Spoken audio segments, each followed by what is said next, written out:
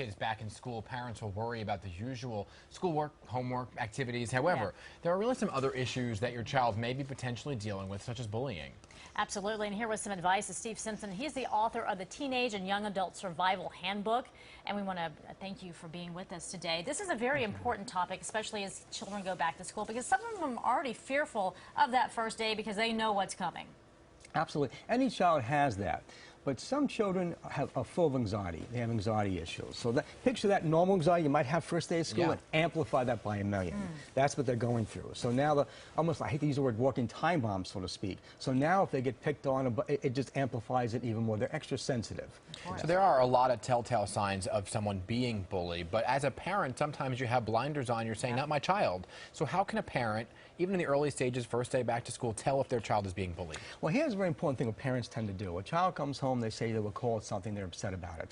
And the parent might think it's such a silly thing they were called. That's nothing, don't worry about it, it's silly. So you dismiss don't do that. Validate their feeling. Don't get so hung up on what they're called. To them, it's devastating. To you, you love your child, you know it's not true about them, but they're thinking it is true. So but they're worried that you're going to step in and make it even worse, right?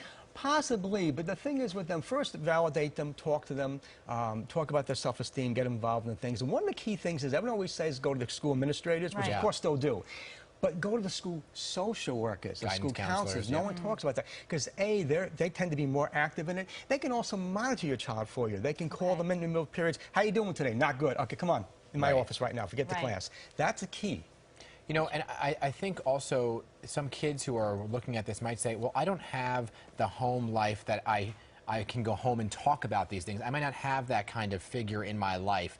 And you have a story that's very personal because you, at a young age, tried to commit suicide. Yeah, I started 11 years old. In my case, I'm a child of an alcoholic. My father was a violent alcoholic. But more than the violence was the verbal abuse, the constant beating up verbal abuse. I call him a domestic bully. So you didn't have what I'm saying, you didn't have the avenue to go home No support was there for me whatsoever. And you start believing everything's true about you. By the time my father was so abused, by the time I got to school, I was already abused. So can you imagine a kid saying something to me? And I was always explosive. I'd get in a fight right away. What were you thinking about? What was the trigger that you said, okay, I have to end my life? Hopelessness. Someone is thinking of suicide, and I've been there, okay, thinks it's never getting better. If I thought it was going to get better, I wouldn't have tried it.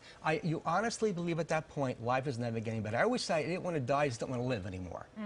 So there may be parents watching who have a child like this, or a child watching thinking, you know what, I'm feeling that way. What is your advice to them? Immediate help. Do not take it, don't pass it off to an adolescent thing. They're just depressed. Don't do that. Get them right away to therapy. Make sure it's a therapist that specializes in suicide. They don't all do that. Like you go to a doctor for something, a specialty. But how does a parent know that their child's ready to commit suicide? Okay, well, first of isolation. If all of a sudden they're isolating, they're withdrawing from things one by one, things they enjoyed, that's a really bad sign. Hanging out in the room too much, that's a bad sign. Sometimes they'll tell you, they'll say it verbally, I'm depressed, I'm this. But again, many parents say I did brush it off at first, you know. So take it very seriously as far as that. Now, another thing I'll also add into, if you know in your household there is some trauma going on, whether it's alcoholism, whether it's you just had a divorce, even if your child's doing great in school, but they don't seem affected by it, don't do that. Valedictorians have been suicidal. Well, look, you went through this, and not only tried it once, but you tried multiple times. 11, 12, 13. So if a kid's watching right now and says, I feel this way, what is your advice to them? I've known a lot of people who are suicidal over the years, including myself, hundreds. And there's one common, all those of us that tried it, but thank God lived, or thought about it, but never tried it, there's one common denominator. We're all glad we didn't commit suicide. Why? Things always get better.